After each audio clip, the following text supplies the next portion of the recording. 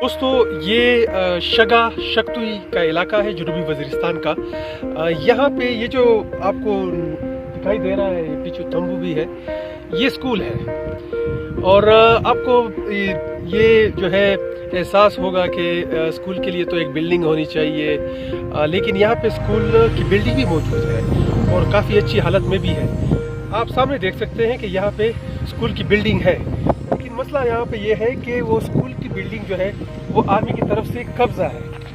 इसमें आर्मी रहती है, काफ़ी सालों से रहती है, और बेचारे जो स्कूल के बच्चे हैं वो यहाँ पर इस खुले आसमान तले, अगर यहाँ पे बारिश हो रही हो, यहाँ पे बर्फबारी हो रही हो, यहाँ पे सर्द हवाएं चल रही हों, तो उनको इसी धूप में जो है बैठना होता है, यहीं भी तालीम हासिल करनी होती है।